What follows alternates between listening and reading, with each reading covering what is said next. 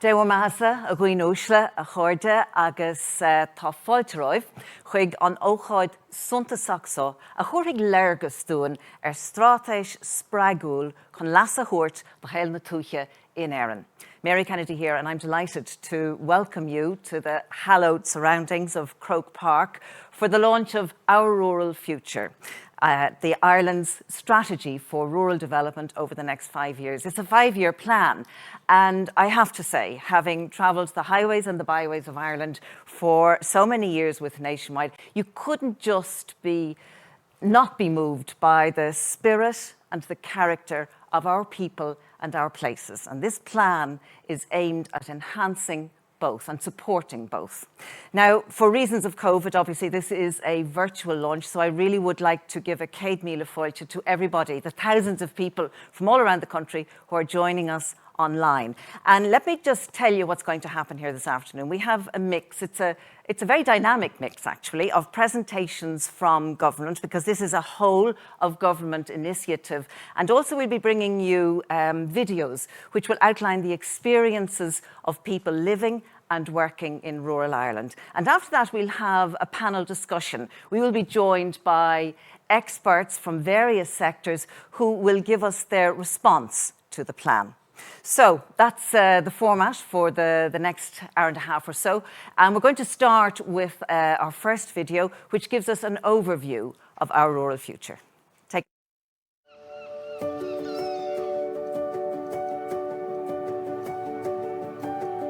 Here beats the heart of our country. A workplace for many and a home for many more, where landscapes of park, pitch and field meet cliff, sand and town, where tech startup meets clash of ash, and an unbridled sense of community spirit prevails. Our rural communities are special because people make places. Possibilities make people feel great, and a positive change in rural Ireland is underway.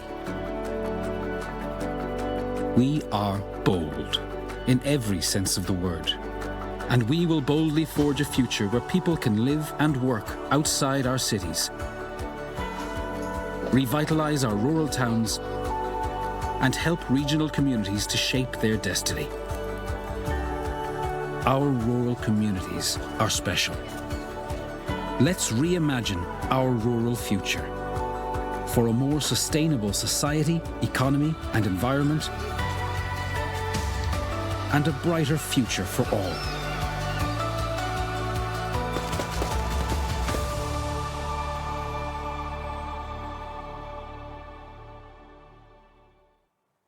Well, there you go, an overview, a good overview of such important aspects of Irish life. And I think everybody, when you see videos like that, we feel very connected to our people and our places. And there are words that stand out, like possibilities, and that people make places. So that's the overview of our rural future. Agus inis, Curmis fáilte ribh an géad cainteoir tráthnóna or Taoiseach Micheál Martin TD.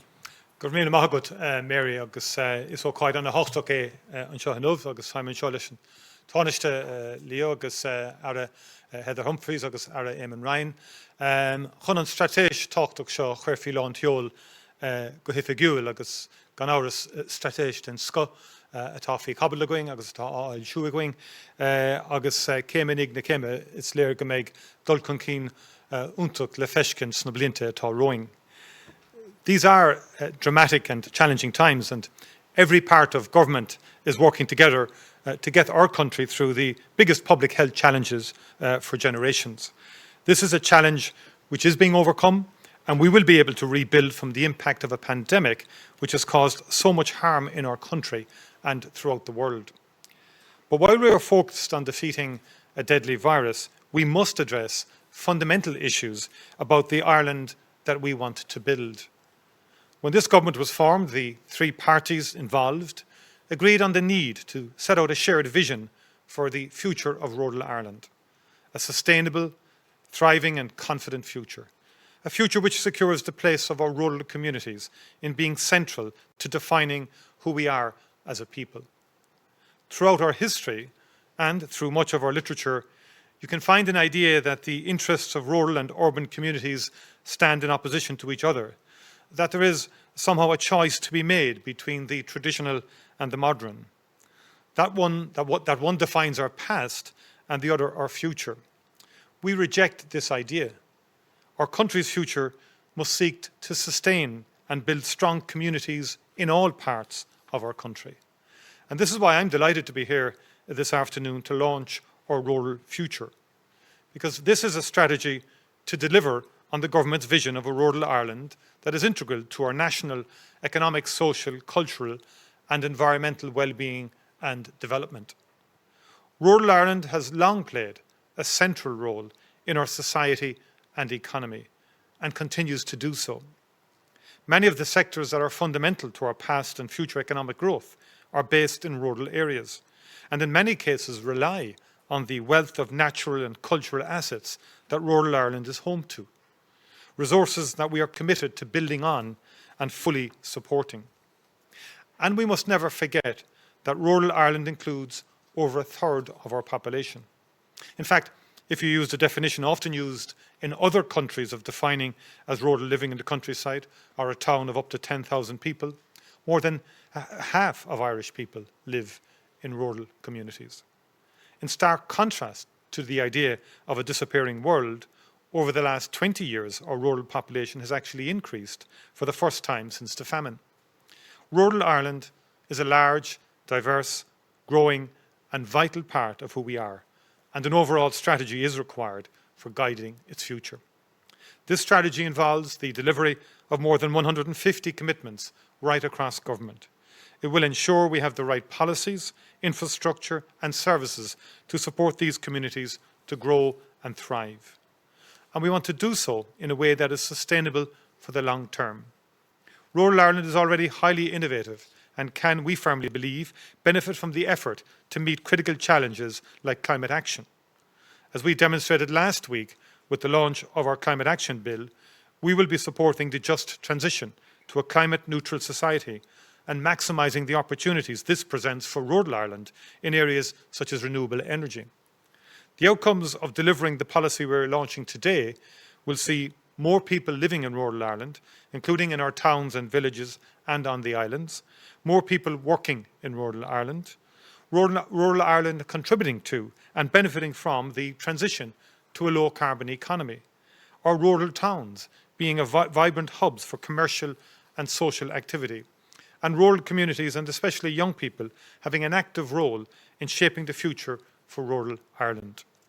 This strategy addresses the need to support the creation and maintenance of quality jobs and opportunities for career progression.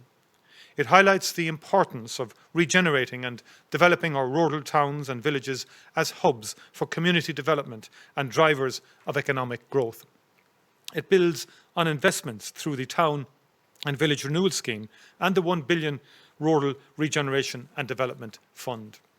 And it sets out measures to enhance access to the services that make rural Ireland a place of choice for people of all ages to live and work, including improved transport links, greater opportunities for community engagement and investment to deliver new community healthcare networks. The centrality of education to vibrant communities is being recognised by our investment in school facilities and our support for smaller schools in particular. This strategy has been developed within the context of the pandemic and Brexit and against a backdrop of climate change, shifting ways of working and ever-evolving technologies. These no doubt present challenges, and when it comes to the pandemic, the impacts on people's lives and livelihoods cannot be understated. But they're also highlighting the opportunities that exist for rural Ireland, for emerging and renewed sectors to provide sustainable employment, for high-speed broadband to enable remote working and rural businesses to have real online presences that allow them to compete on a global stage, and for smart investment in infrastructure to support greater regional connectivity, reduced emissions and revitalised rural towns and villages. Our commitment to invest in rural Ireland will be central to the forthcoming National Economic Recovery Plan. This, together with our ambitious capital investment plans, will see more people living and working in rural Ireland.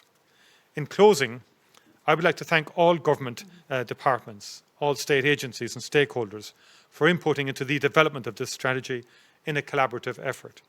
I would also like to thank Minister Heather Humphreys and Minister Humphreys' department for their work in bringing this strategy together. It has been informed by extensive consultation with rural communities, stakeholders and across government, and sets out a clear vision and framework for how rural Ireland can be developed. As we recover from the impact of the COVID-19 pandemic, an unparalleled opportunity exists to realise the objectives of achieving balanced regional development and maximising a recovery for all parts of our country. Our rural future is a key part of realising this opportunity. Thank you very much indeed. Gurmil Magat Hishig. Well, having listened to An Taoiseach there, you can get the impression and obviously the reality that this is an ambitious and also a transformational plan. Now, for reasons of COVID compliance, the podium must be sanitised before we're joined by Minister Humphreys.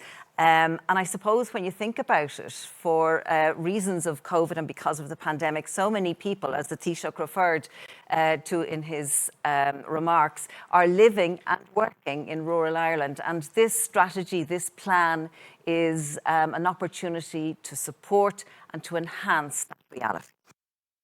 Our rural future, Anish, I suppose we should Curmish to the custodian of this whole strategy, Minister for Rural and Community Development, Heather Humphreys.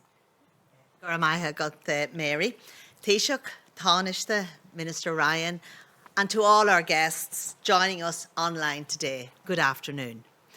As someone who has lived and worked in rural Ireland all my life, I understand the challenges rural communities face, whether that is retaining our young people, creating new employment opportunities or maintaining local services and amenities.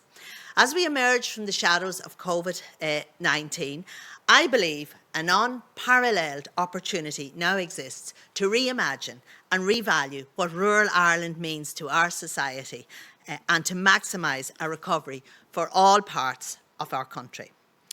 Our rural future is the most ambitious and transformational policy for rural development in decades. It comes at a time of unique generational change. 18 months ago, remote working was a concept. Today, it is an everyday working reality for tens of thousands of people. The benefits are huge. Reduced commuting times, lower emissions, more time spent with our family, and most importantly, a better quality of life for our people. Now is the time to be ambitious and seize the unprecedented opportunity remote working presents for rural development. To do this, we will develop a network of over 400 remote working hubs across the country, providing people with high-speed broadband and fully equipped office space, enabling them to work locally. Government will also lead by example. We will move to 20% remote working in the public sector this year, with further increases over the next 5 years. We will develop specific public sector hubs in regional towns to enable civil servants to work from their own locality. This is a modern-day, worker-led decentralisation, not focused on buildings, but on people. And that's what remote and blended working is all about. It's about giving people choices so that they can have good career opportunities and live where they choose. For decades, we have seen global trends where young people leave their communities to live and work in larger cities. We now have an unprecedented opportunity to turn the tide. In doing so, we will not only revitalise rural communities, but we will also take the pressure off our cities and in areas like housing and traffic congestion. Remember the days where you couldn't get on the bus, or the Lewis because they were too full, or when you spent hours sitting in traffic, when you could have been spending time with your family. The biggest mistake we can make as we emerge from the pandemic is to go back to the old normal. We need to move away from the tired narrative of rural versus urban. We are interdependent. This policy is about achieving balanced regional development in a way that benefits everybody. If people are to make the move back to rural Ireland, we want to ensure that they are returning to vibrant towns and villages. Through a new town centre first approach, we will target investment to ensure rural towns and villages are vibrant and lived-in places. The National Broadband Plan is the largest ever investment in rural Ireland, akin to electrification. It will open up a new world of possibilities.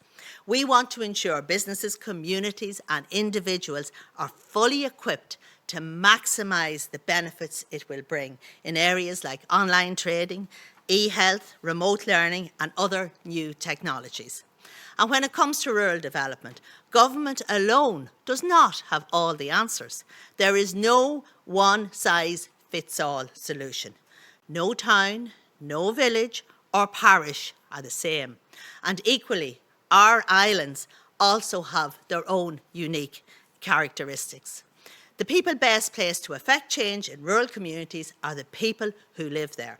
This policy is about a ground-up approach. And so I say to you today, to our PPNs, to our leader companies, to our LCDCs, to our tidy towns, our sports clubs, our local chambers, our social enterprises, our town teams, our local development associations, you are the people who will make the difference and shape our rural communities. If you have bright, innovative ideas that can make a difference, we want to hear them and we want to work with you. There are more funding streams available across government for rural development than ever before. The forthcoming review of the National Development Plan will underpin and strengthen the government's absolute commitment to balanced regional development and to investing in key infrastructure and public services in our rural communities. COVID has taught us all one thing: government, citizens, business and communities, and that is to think outside the box. Now is not the time to go back inside it. We must act now, and we must be brave, we must be bold, and we must be ambitious to shape our rural future. Gura Mahigat. Gurmil Magat, Ara, well now following on quite directly from what Minister Humphreys was saying there, I want to introduce you to a young woman who returned from abroad just prior to the pandemic with the intention of commuting to work in Dublin. However, that changed because she is now working and living at home in Monasterevin in County Kildare. Her name is Rebecca Harrison, and let's have a look at her story. My name is Rebecca and I am an executive recruiter in the Public Appointment Service. I was travelling in New Zealand and Southeast Asia, and I returned home last March, and when I came home I presumed I was going back to Dublin, but the country was in lockdown and the Public Appointment Service had already started to working remotely. So since April I have been working from home. The positive changes of working remotely for me have been probably the time. The commute is zero now, where it was an hour and a half there and an hour and a half back, so 3 hours a day. And in that extra time, I have walks, I've time with family. It's great for relationships, for friendships. It's great for your overall health. I definitely have a better working life balance. And then the money is a huge aspect. It's €109 a week to commute. So like I said, it's 5,500 a year, which is a fifth of my wages. So going forward, I would like to stay working remotely, and I definitely want to stay living rurally. It's really benefited me now. I'm actually trying to buy a house, hopefully by the end of the year. I would really like to see more opportunity for people to work remotely, especially in rural Ireland, just from the benefits I've seen for myself mentally. So the positive aspects and well-being of living in a rural area, I think, are definitely probably mental health. Like I say, with your walks here, with the peacefulness, with everything else, it's great. such a small community, we all know each other and everyone's very supportive of each other. I don't feel like you get that in big towns or cities. The loneliness factor is definitely not there. Outside of the actual work Zooms or the work calls, I still connect with my work friends all the time. Like, we have our Zoom coffees, we have our Zoom chats, I suppose I'm connected here locally, but I'm still connected to my organisation. I feel like we haven't lost any of that, so which is great.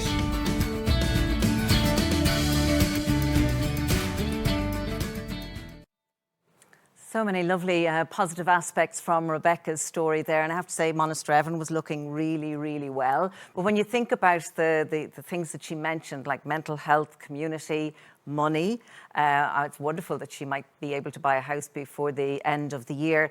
And then something that really struck me, and you don't often think about it when you talk about people from rural Ireland living in the city, the loneliness factor. She doesn't have that. So I think all of that is really part of this strategy and a wonderful opportunity to enhance for Rebecca and people like her. So inis tá sé in nám dún fáilte a churibh an chéad cainteoir eile an tara fostíochta trádála agus fiúntar Leo Varadkar TD. Good afternoon, everyone. I'm really pleased to join the Taoiseach, Minister Humphreys and Minister Ryan to launch Ireland's new rural development policy today. And I want to commend Heather, her department and her staff, and everyone who's put together this new document. Heather's been a strong advocate for rural Ireland for many years at the Cabinet table, building on the work initiated by her forebear Michael Ring in the last government. One of her strongest messages is that rural and regional policy should be a shared responsibility for all ministers, all departments and their agencies. And that philosophy is reflected in the ambitious plan that we're launching here today. It's designed to unlock the enormous potential of rural Ireland. And whether we live in a rural area or in a city, the COVID-19 pandemic has restored our appreciation of space, of rural places, and the capacity of our regions to transform the way that we live and work. Like Heather, I've always rejected attempts to create an artificial divide between rural Ireland and urban Ireland, to play one off against the other, the east versus the west, the coast versus the interior, Dublin versus the rest. We are one nation, and very few Dubs are more than a generation or two from rural Ireland. Of course, there are differences, but the potential of working remotely, high-speed broadband, and change priorities means that we can really narrow the divide between urban and rural Ireland in the years ahead. And rather than one taking from the other, it should be one enabling the other, and vice versa. I believe Ireland will only truly be strong and prosperous when the entire country is strong and prosperous. As the plan's vision statement says, rural Ireland is built on the interdependence of urban and rural areas. The forthcoming review of the National Development Plan will take this interdependence into account, and the need to link large-scale capital investment to proper planning. Balanced regional development is already a priority in the programme for government, and will feature as a priority in each of our major policies, from the review of the NDP to the Climate Action Plan and the National Economic Recovery Plan. The National Economic Recovery Plan will set out how we plan to rebuild our economy to respond to the twin challenges of digital and green, and also how to build a new, more inclusive society. I believe that when the pandemic is over, many of us will return to the office and might be glad to do so, but things will never be the same again. Blended working will become the norm. That'll mean less commuting, more time for family and leisure, and fewer greenhouse gas emissions from transport. New job opportunities will be created for people who want to live in rural Ireland, and new businesses will find it easier to establish and grow. Small towns and villages will see new investment, greater footfall, and greater local spend. Communities, sports clubs and organisations will be reinvigorated as people spend more time working locally, and others choose to relocate there for a better quality of life. So I believe the government needs to take advantage of this opportunity to promote remote working while also managing its risks. So back in January, I published Ireland's first remote working strategy. Its main actions are to legislate to provide employees with a right to request remote working, the introduction of a legally admissible code of practice on the right to disconnect from work, investment in remote working hubs, ensuring they are in locations that suit commuters and are close to childcare facilities, to explore the acceleration of the National Broadband Plan, review the treatment of remote working for the purposes of tax and expenditure in the forthcoming budget, and to lead by example by ensuring that home and remote working should be the norm for about 20% of public sector employees. Implementation on this strategy is well underway. Through agencies that fall under my remit, such as IDA Ireland and Enterprise Ireland, and also Udaros na Gaeltachta, we'll promote remote working among our client companies to drive regional job creation. As Minister for Enterprise, Trade and Employment, I'm very conscious that hospitality and tourism have been hit really hard by this pandemic. Hit first, worst, and probably the longest.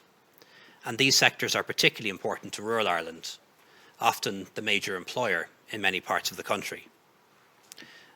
So we will keep in place the main financial support schemes, such as the wage subsidy scheme, for as long as those sectors need them. And will also provide and enhance loan guarantee schemes to help with cash flow and business planning. My department is also helping businesses to get online with the 50% co-funded trading online voucher. And we've already helped over 300 retailers to develop their online presence through the online retail scheme. We've just begun the making of 9 new regional enterprise plans, and these plans will encourage enterprise collaboration from the bottom up and are designed to build on each region's unique strengths to drive jobs growth over the next 4 years. Each regional committee is chaired by a senior industry figure and involves Enterprise Ireland, the IDA, local enterprise offices, local authorities, and the higher and further education bodies, as well as businesses. Also, IDA Ireland, in its recently published strategy, is targeting 400 new investments outside of Dublin between now and 2024. And we've allocated an extra €10 million this year to the IDA's regional property programme to ensure that buildings and service sites are in place for companies considering investing or expanding. So before I finish, I just want to thank Heather again and everyone involved in drafting this rural development policy. I believe it provides real grounds for optimism in these difficult times. Despite the tough start to this year, I'm still optimistic about the year ahead, and I'm very optimistic for rural Ireland in our post-pandemic world. Thank you very much. Well, Míl Mágat, Tánaiste, it's lovely to have notes of optimism in these challenging times. We're going to turn our attention now to the agricultural sector, and this is a woman called Teresa Roach. She's a farmer. She runs Kylemore Farmhouse Cheese. She also has a lovely farm shop, and she also has other instances of farm diversification. So let's take a look at her video. My name is Teresa Roach. I am the producer of Kylemore Farmhouse Cheese. We are located in southeast Galway. I returned home after many years living abroad, and I thought we should be trying to diversify and add value to the farm. In that time we looked at cheese making. I started working with our local enterprise office and with our local leader support, and was delighted to be able to set up my cheese manufacturing facility. We've won awards in the UK, the Artisan Cheese Awards, Gold Awards, and we've also won Best New Startup Business 2018. We won a McKenna Guide for our farm shop in 2020 and supply Michelin star restaurants and hotels. Farm diversification is really important. I set up the farm shop and we decided it was our link to our community. So we worked with local bakers and local food producers to support our community from a local level. We have 2 transition year students working with us throughout the year, and we're delighted to say that has given them key work experience. Diversification is going to be the future of farming. Women have always been heavily involved in farming and agriculture in family homes and farms, but the representation to date has been very challenging. We represent only 12% of farmers in Ireland, so I think it will be the next generation who will be wanting to add a bit of identity to their own farm and also for their own family businesses. We as females need support through good finance, early mentoring, better broadband, and luckily with the new CAP reform there is going to be benefits to a non-gender, male and female, representation in agriculture.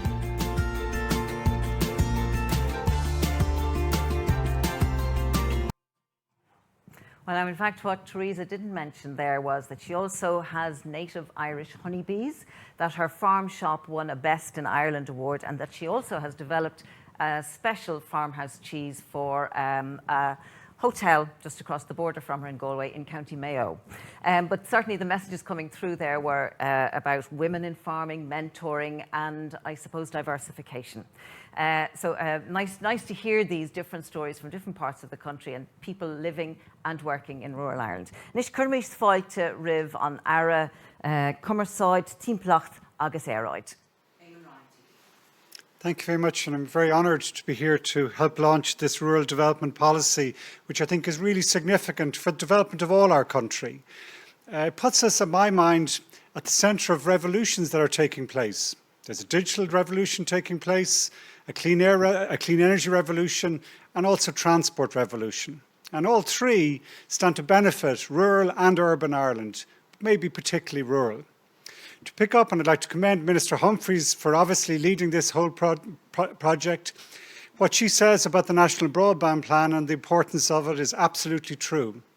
This is a transformational project, the biggest, most important since the full electrification of every house in our state, and that's what we're going to do, to put high-speed connectivity to every house. The area covered by the National Broadband includes about 1.1 million people, covers about 544,000 homes, it's 100,000 businesses, 68% of our farms, and 695 schools in total.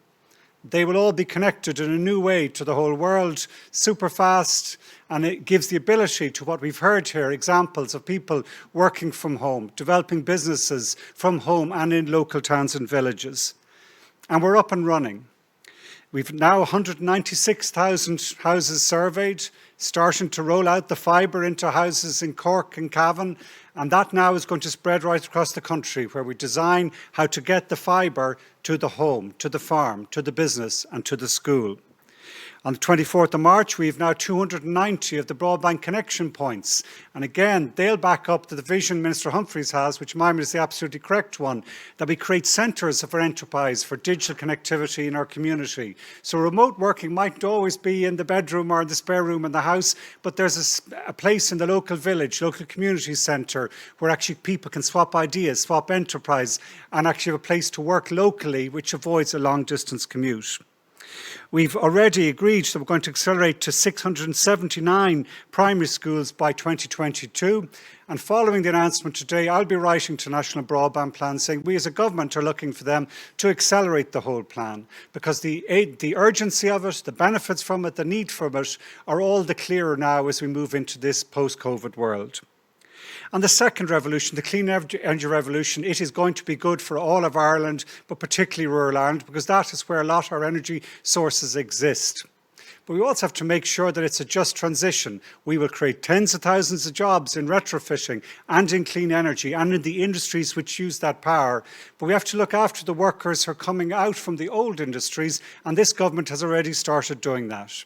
We've set up 47 projects, or 47 projects with a €27 million fund to allow local communities, particularly in the Midlands, transition away from the extraction and use of peat towards creating new employment and new enterprise opportunities. We've provided €108 million for the re-wetting and rehabilitation and restoration of our bogs that will create 307 jobs using the exact same skills we had in companies like Bord na Móna in the past.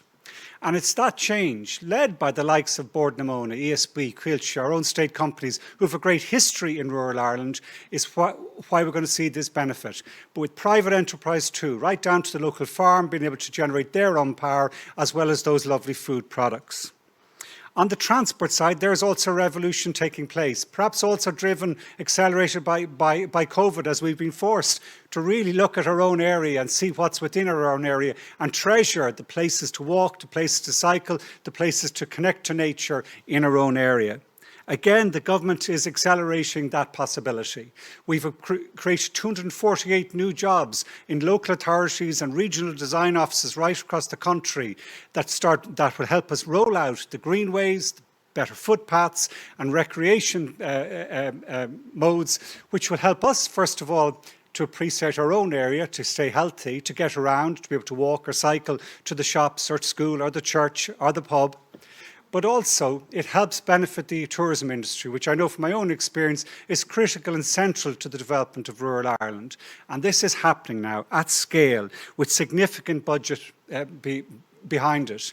I'm very glad as well today to announce that we're allocating 72 million euros allocated to councils right across the country for rural towns and villages to provide those better footpaths, those better cycling spaces that are actually a key element of actually making it really rewarding and the time to go back to our towns and villages. That town centres first strategy that is, I see, central to everything we're doing here is actually key and critical and right for this time. It builds on what the National Planning Framework says, which we're all agreed on, which drives us now as we tackle the housing crisis as well as the climate crisis, and we reform our health system at the same time. It is better balanced regional development. It is more compact development, using our beautiful towns and villages and the architecture that they have. It is low carbon development. It's our future for the rural Ireland, for urban Ireland, for the whole island.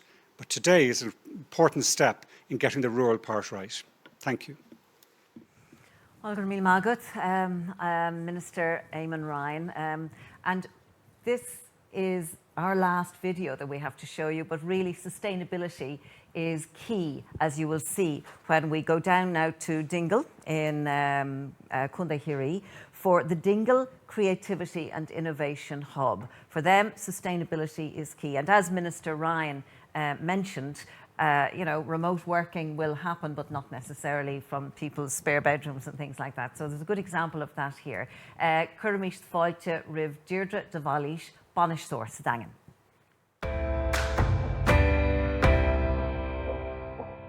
Is Misha Deirdre de Valís, Banishtor Multec Kirkagina.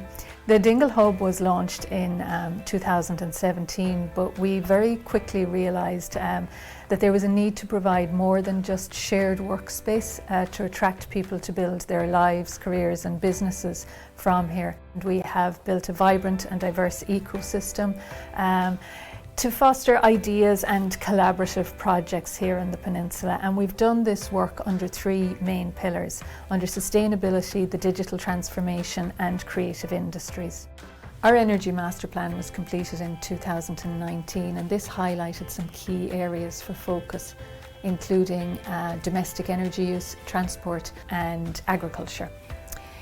ESB Networks is carrying out a series of trials on the deployment of a range of new technologies here in the peninsula to help inform the design of the network of the future.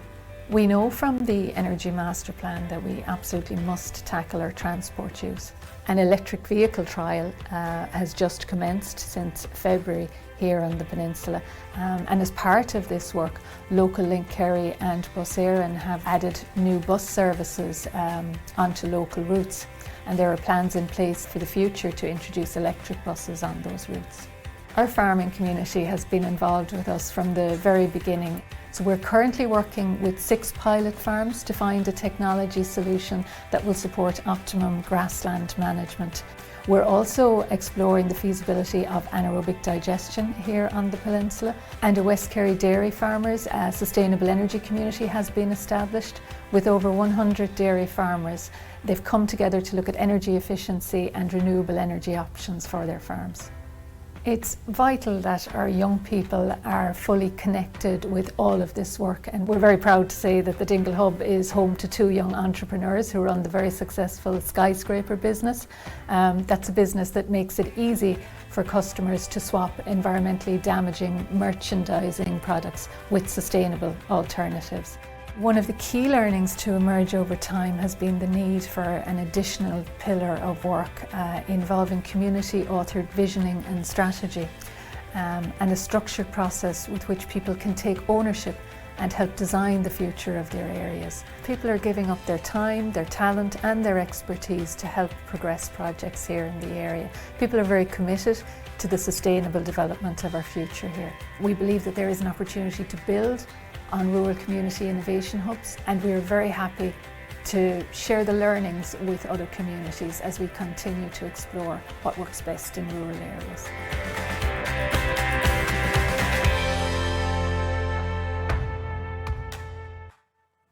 What a cohesive project. So many elements, and they're all kind of feeding into and enhancing each other. So cogordachas lana héine sa daingean.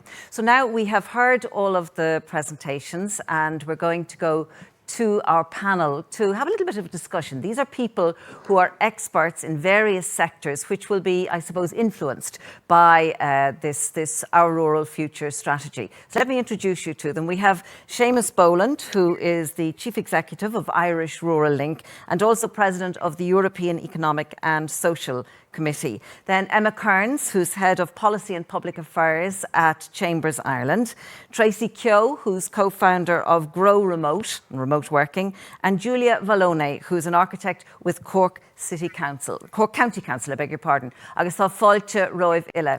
So actually, Seamus, if I could start with you and just, well, get your initial response, because when you think about it, these are really challenging times. We've got COVID, we've got Brexit, we've got climate change, we've got this kind of, I suppose, regional imbalance in certain parts of the country. So what's your response to what you've heard this afternoon?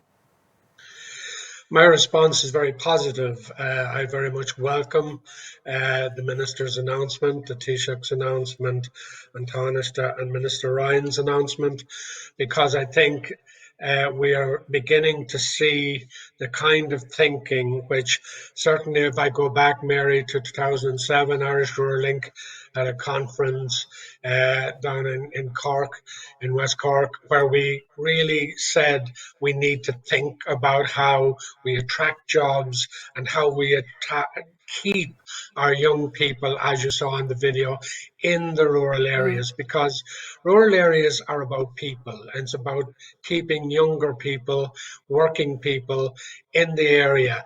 It's good that they travel, and people do travel, and as we know, that broadens the horizons. But the technology is now there, as Minister Ryan has said. The opportunity is now there. And as Minister Humphreys says, the box, the things have got out of the box. Let's not get them back. Let them back in again. So we welcome it extremely. And can I say, Mary, members of Irish Rural Link from Donegal to Kerry, right across the Midlands, really have been calling for this for a long time. So we are definitely happy with this announcement. So you definitely feel this is going to have a positive impact within the 5 years on rural communities? I think so. I think provided the elements in the plan, which are well and truly outlined today, are adhered to, and that this document is a living document, because we do have the technology. We now know, because we've had to do this work in the last 12 months.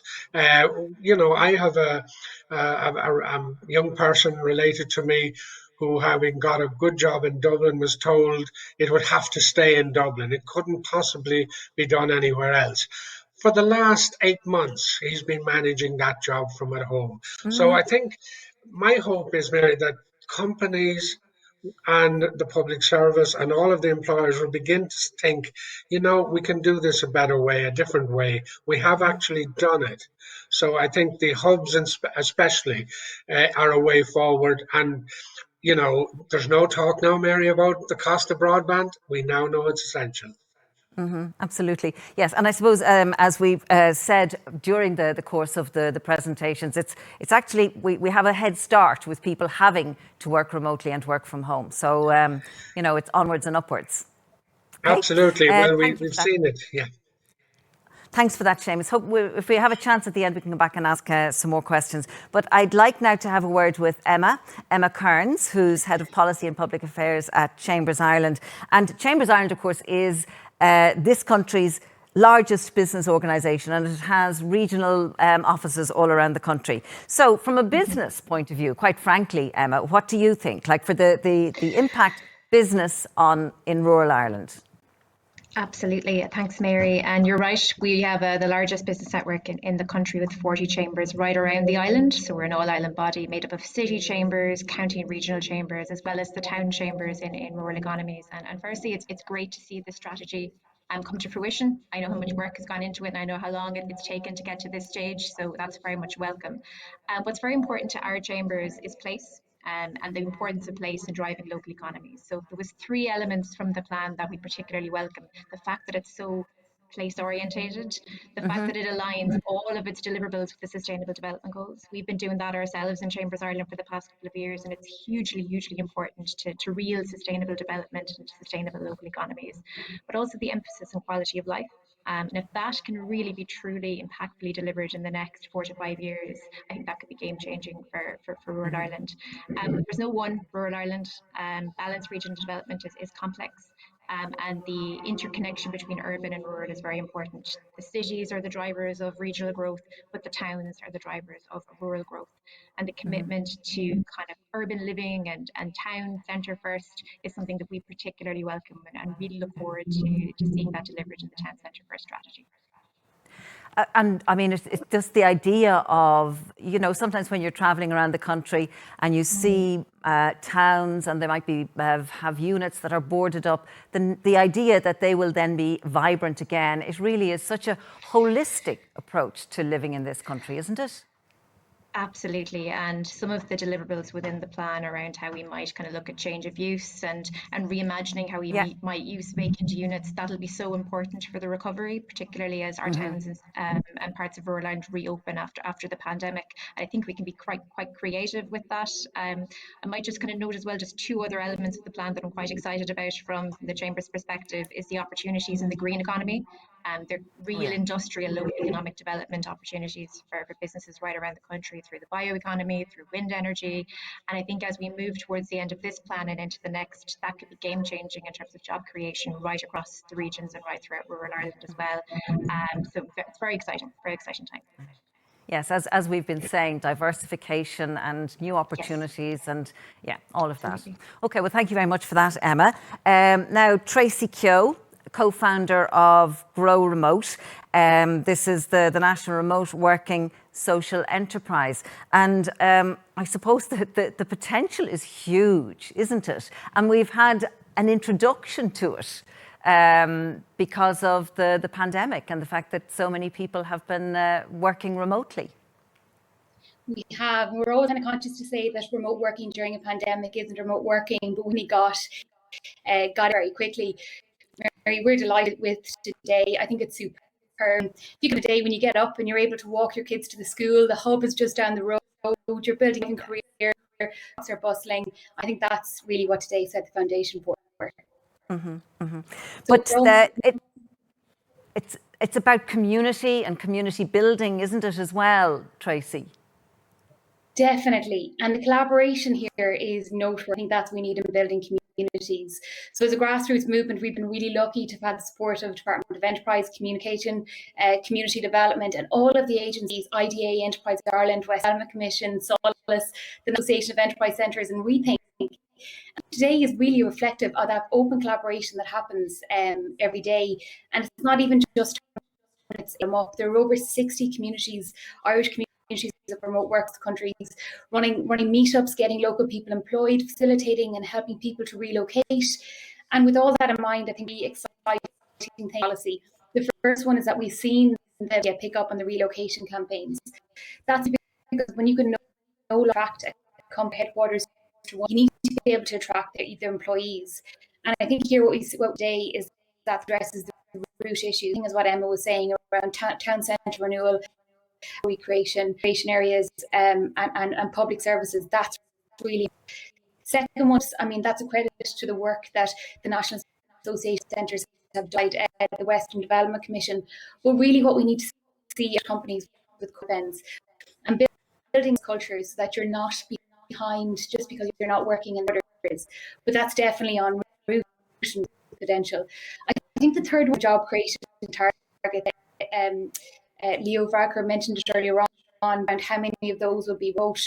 Because we work internally and grow remote, we're able to see that organisations across the globe look to the Irish examples, Acton in your form, Zeit, formerly Scrub, and Bounce in terms of how they employ remotely. So seeing that is really brilliant. Importantly for us, with the bias in growing, that this is a pipe dream. 55 jobs open today. These are very pensionable roles. So for Wexford, there is no longer any commute for which there are no jobs. Still be true, and these jobs are for everyone. So just recently, we were proud to see of the Leash Offaly Education Training Board training programme secure her first job in Leash at the age of 64, and she's working remotely from County Leash. So this is it's for everybody, Mary, and today is just everybody working together towards a goal that's so ambitious, and what could be more exciting than that? Yeah, ambitious, positive and transformational and sustainable. Those seem to be the words that are key and really a part of this presentation this afternoon. So thank you for that, Tracy. Now, I want to have a chat with Julia Vallone, who's an architect with Cork County Council. So, Julia, you must be delighted, are you? I mean, we're talking about revitalising towns and villages. Mary, that is very much my passion indeed. It is very exciting to hear such a promising policy for rural Ireland. And today my comment focuses on the revitalisation of those town centres, of towns and villages. And to give you a little bit of background, how I see things, I come from a typical town in Sicily, in the south of Italy, where for Italians, a town centre is really the ideal place to be, to live, to work and play. And that's where we live the drama of one's own life. So I see the opportunity with the policy where to once again come back to the town centre or rural community where everything is available within 15 minutes walk, where you can meet your friends, you can socialize with family, you can fall in love, you can meet your partner and raise a family to get all there. You sell it very well, Julia. I think that's a very, very important part. So it's indeed post-COVID. It's the right timing for all of this, and it's about winning the hearts and the minds of rural communities back, to put their public space of their towns back to their center of their life activities every day, and the communities like we do in Italy. So I would like to just summarize my input in 3 points. And the first point, and it's what I've learned in the last 15 years working together with local communities in Irish Ireland. One point is reclaiming the street from roads. The second point is how to increase the dwell time. And my third point is the slow urbanism. So the reclaiming street from roads, I've learned how Irish towns are mainly, predominantly formed along a main street. And the main street was one stage of social and economic activities, but unfortunately, it has been re-engineered to facilitate a road, which was designed for cars and not for people. And that's fundamental, the problem, because these are now very often classified in regional road or national road, and they come with a lot of car accessories, such as bollards, road marking, traffic lights, more bollards, high-level lux lighting. Even Monument has been moved to relocate a roundabout. So it's about slow down and think about an holistic approach and an urban design plan, because we need to reclaim those streets from roads. And that's where is my biggest point. It's about, in Cork County Council, we don't miss an opportunity to create public space, public realm out of a puddle. So we can actually make every road engineering or public spending an opportunity to have amenity, such as using road money, flood relief schemes, drainage schemes. And the second point is about better urban design, increasing the dwell time. So the role of urban designer, Mary, I see that through delivery of very good quality public land plan, you can create almost like if it was a theater set stage where the community once again go back to the town square, go back to their town where it becomes a stage for activity. And it's about being really ambitious with this plan, because it's about creating a plan which is a master plan and make people feel connected and dwell longer. So if you create a public space that is attractive for people to live, it will be by default also attractive for people to visit. And my last point, as Italian, we're all familiar with slow food movement and the success the slow food has brought. So I want you to think about a slow urbanism, which is my last point. And this is about the best way to create a good plan is actually learning from people. It's about the time to have public participatory process where with the community we can design successful places. The community, for me, is what I call the expert citizen. They actually know the importance of heritage. They know the heritage of the place, and through their collective memory, not only protect the structure, shop fronts, it's about that intangible heritage, the festivals, the storytelling, the traditions. It's very exciting when you can listen to them, and by empowering them to finish, it's what I call you get the civic stewardship. So the people become champion of these plans. They don't object because they have been involved. And that's the true asset that I see in rural Ireland. You can show how a slower community life can be a true asset and attract young family to live and working, where the only fast thing is actually the broadband. Yeah, it's interesting listening to you talk, Julia, because the way you described, say, the centre of towns in your native Sicily, that is the reason why people from our country and from other countries like to go to visit them, because there is such a buzz. You can eat there, you can have a coffee, you can just people watch, and that would be so nice to have back in the towns and also in the villages in Ireland, because you mentioned festivals and storytelling. We have all those, but they're they're kind of aside from the main hub. Are you optimistic about?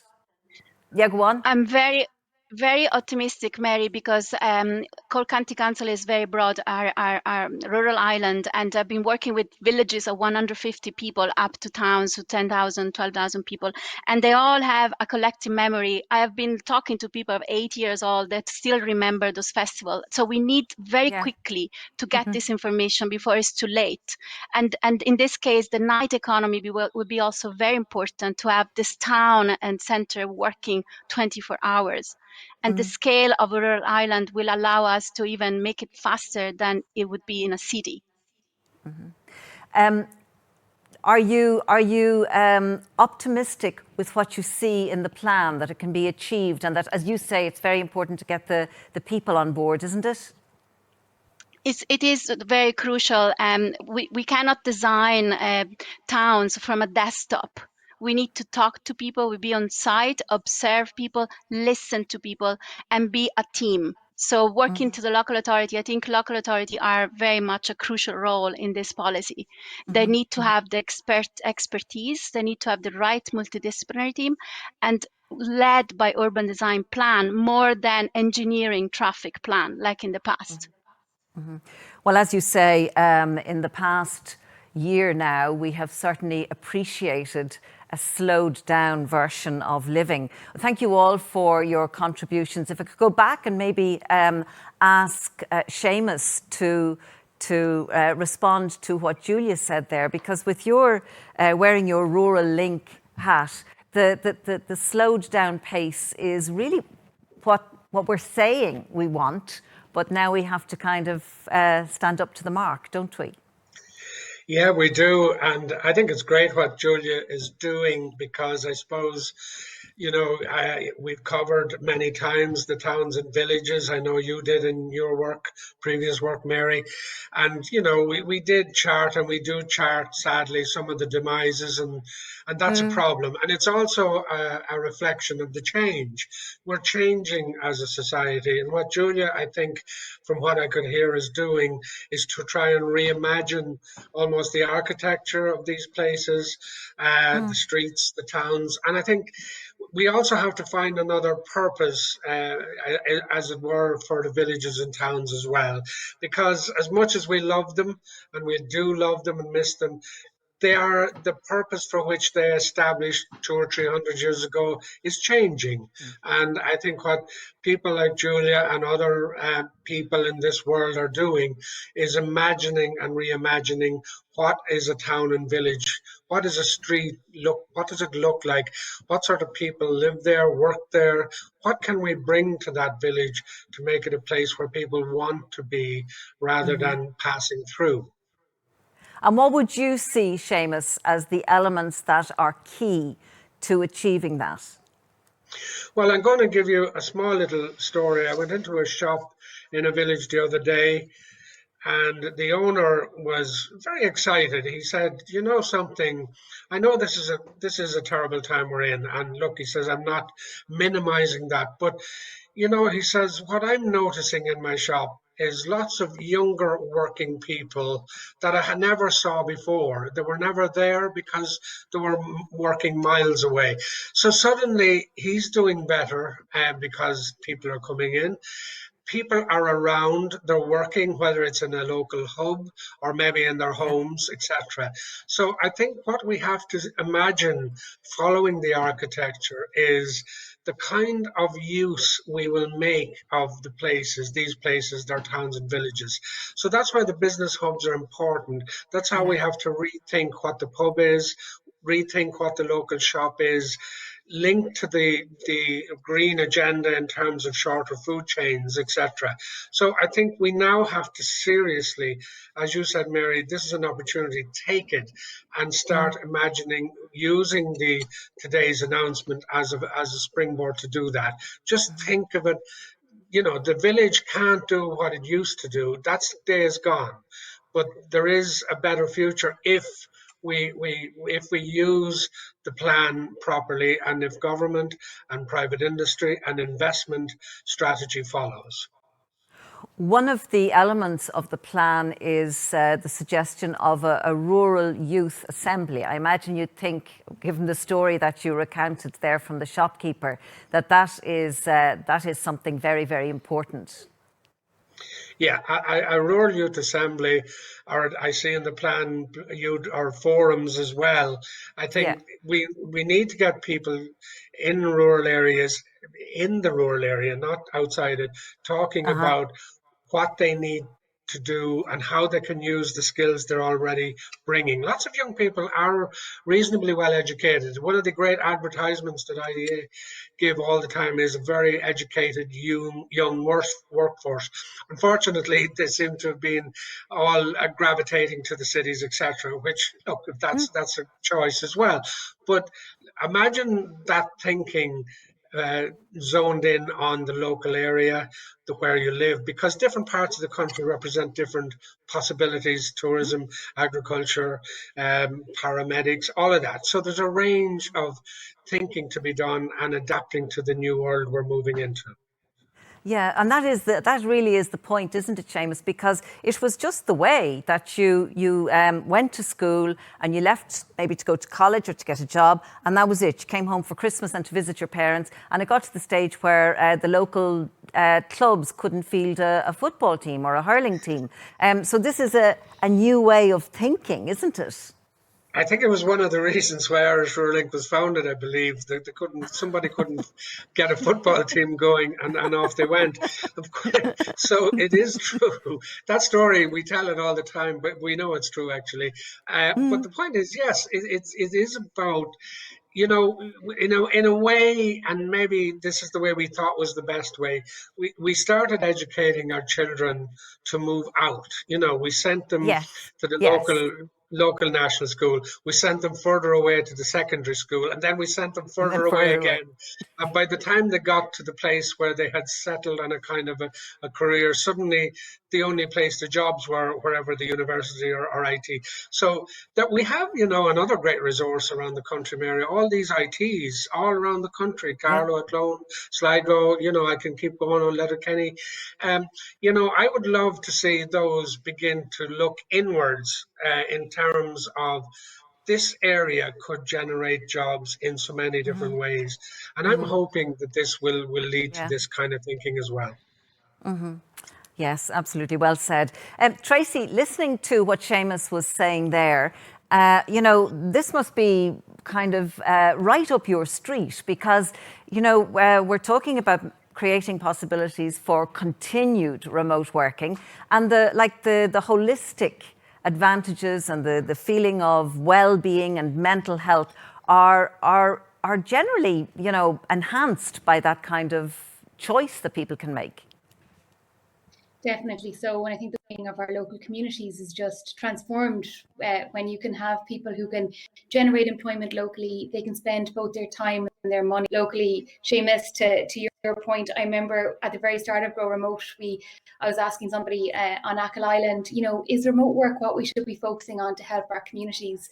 And he told me the story of ACAMS, of the GAA teams and how they went. And that's how he saw the decline. And for him, remote work, it was the only way, that they could, if they can get the jobs, everything else can come back, because often that is what's pulling us away. It's not anything else. And that freedom is just transformative. And, you always find people who, you get to a certain stage in life and it's lovely to travel. And I think, Seamus, you made that point as well. It's lovely to educate yourself and see the world and come back. But, it's just, there's that pull of home eventually, I feel, which is something that, we can do now. Do you agree, Tracy? Definitely. Absolutely. And I remember we were on a school in Armagh Island where Seamus and Adrian do some fantastic work. But we were, I know, I love it. I've been there a lot. Fabulous place. Yeah. But they were talking about, I was telling them, you can work for companies and live in these places, and that ability to not be forced either way, that you have the choice. Once they heard that, they could start imagining and thinking about staying home. And if you look at Armagh Island, there are kids there, maybe not kids, I don't know, but they're around 20 to 27. They want to stay there. Actually, just for we Britain demographic, it's not always.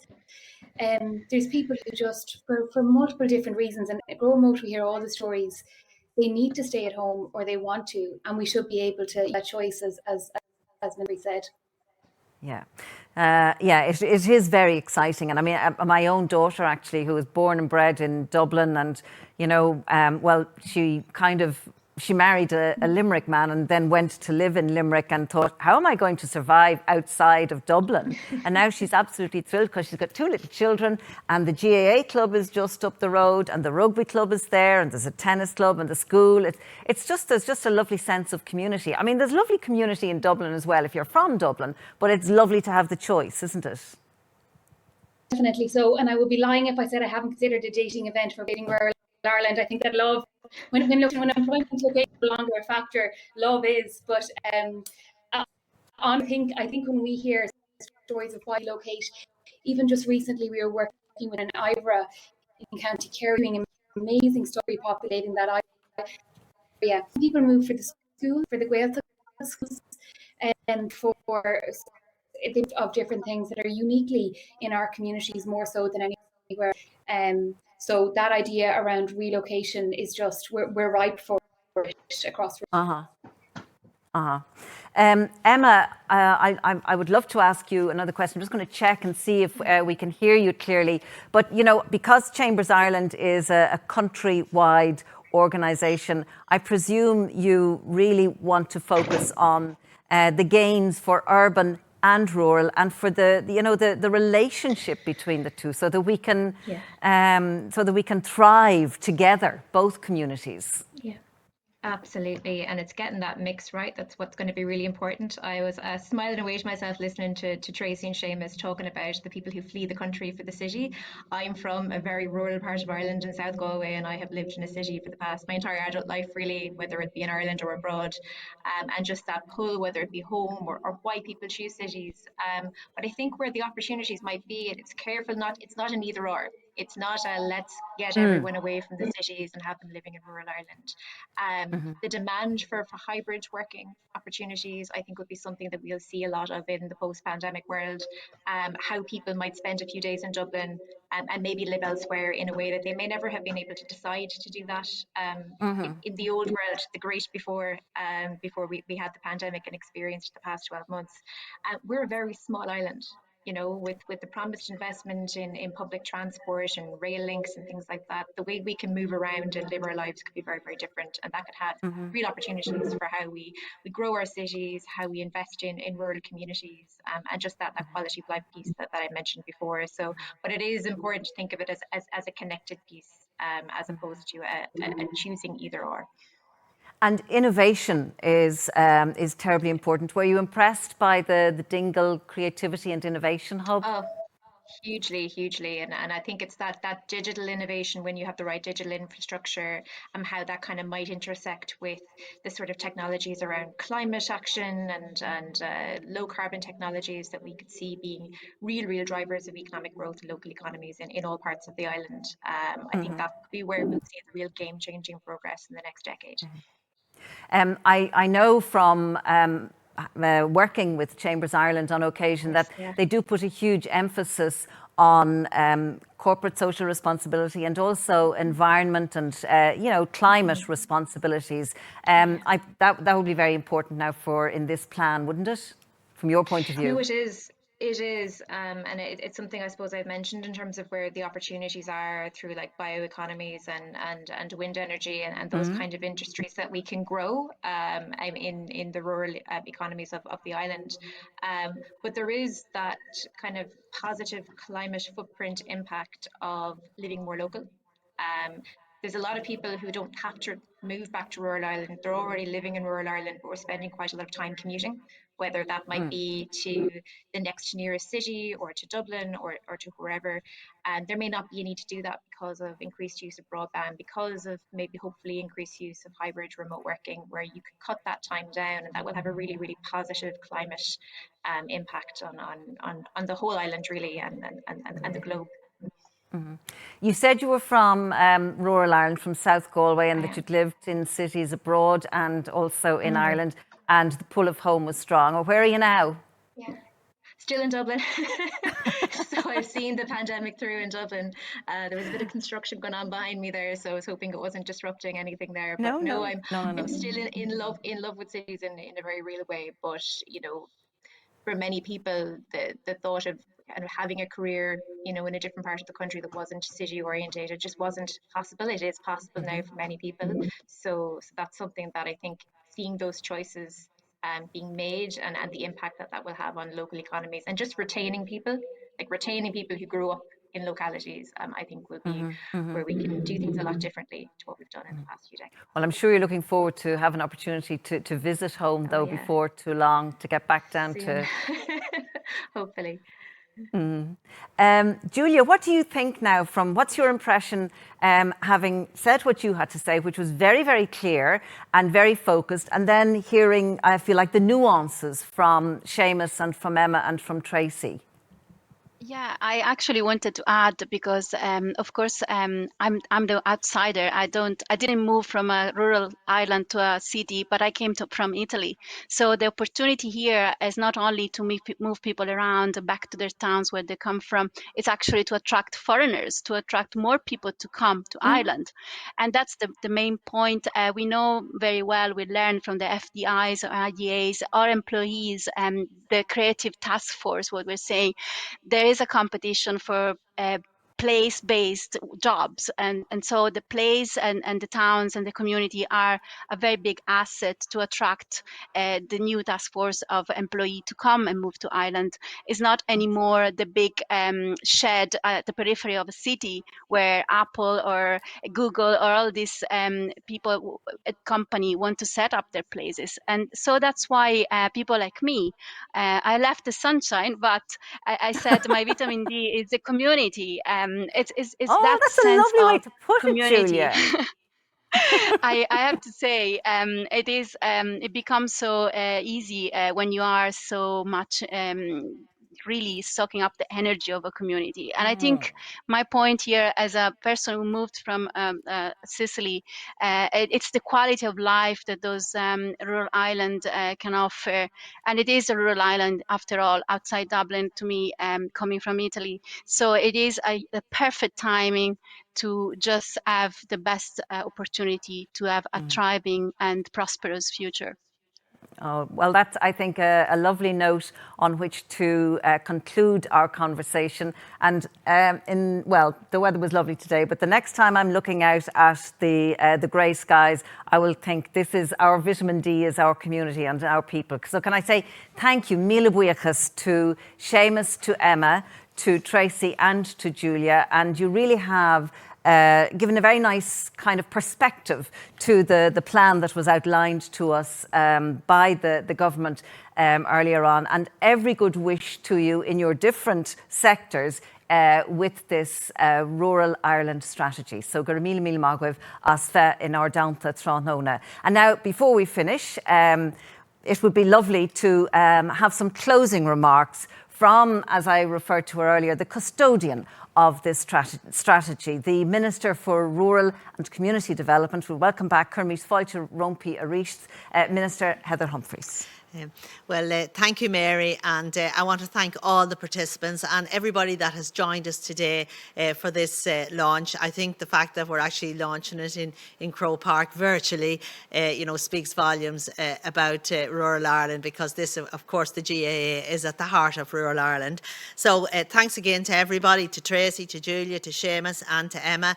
And I know that you have raised issues such as remote working, master plans for towns. I think that is absolutely essential, because I think if you fail to plan, you plan to fail. And I know a community that started off with a blank sheet, and they said to me they wanted to build a community hall, and before they get funding, they had to develop their capacity. And they actually thought, oh no, this is going to be a waste of time. We don't need that. We just want the hall. All they could see was the hall in their sites.